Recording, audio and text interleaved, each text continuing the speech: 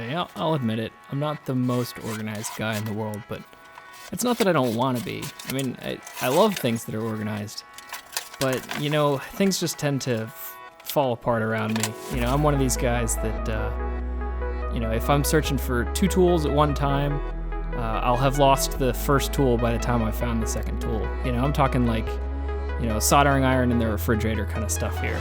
But, well, anyway, that's just me. So, if you haven't figured out by now, this episode is going to be about tool organization. So you're probably trying to figure out what the heck I'm building here.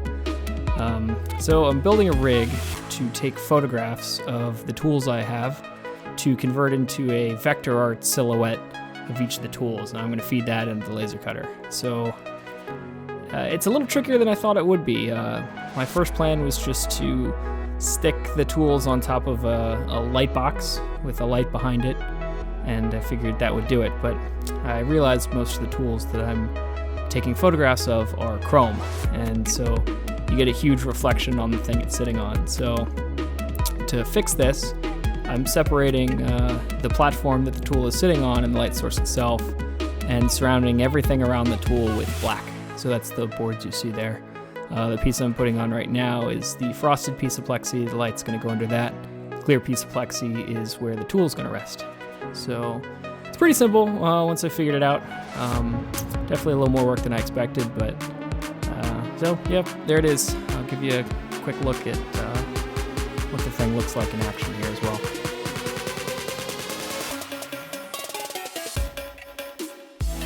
So here it is. I've got a temporary light source just thrown underneath, and then you've got a piece of plexi to diffuse that light, and another piece of clear plexi on top that the tool is going to rest on.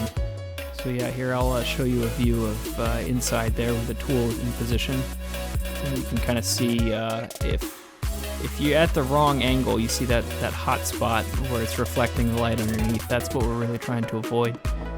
If you come straight above it, you'll see that hot spot goes away. So you can see here's a sample image.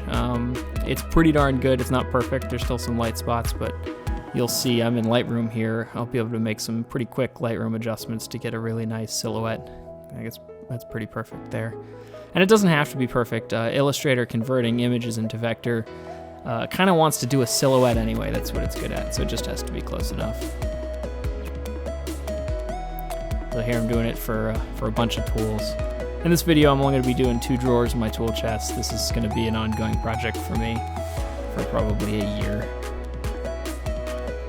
So I got everything in vector form now in Illustrator. The conversion process is real simple. It's just a button. But once it's converted, everything's got to be straightened, and there's a few things that need to be changed. Like I'm not going to be cutting out the holes there, so that all that can come out of the wrenches. So once everything's kind of lined up, then I have to sit here and tweak and figure out exactly how I'm going to organize it in the box. What you see here isn't going to be the final result.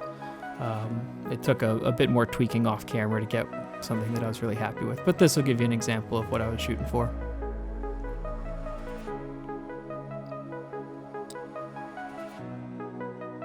And here we're at the laser. One thing I did learn about this is the first pass I tried, and I tried cutting each of the shapes out all the way through, and that turned out to be a bad idea. I figured out I could cut a little quicker with a little less laser power, and it would cut about halfway through the foam, and you'll see in a minute what I can do with that.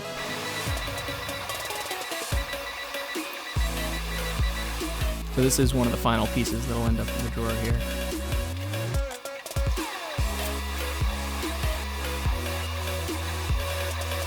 So you can see I'm actually just peeling up one of the layers of foam. This is kind of layered foam, so it does this pretty nicely.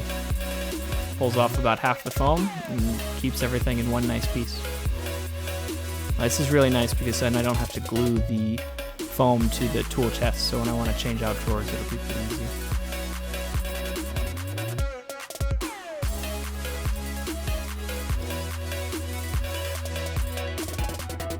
So yeah, there it is, nice, neat, and organized. Now I just have like 20 more drawers to go.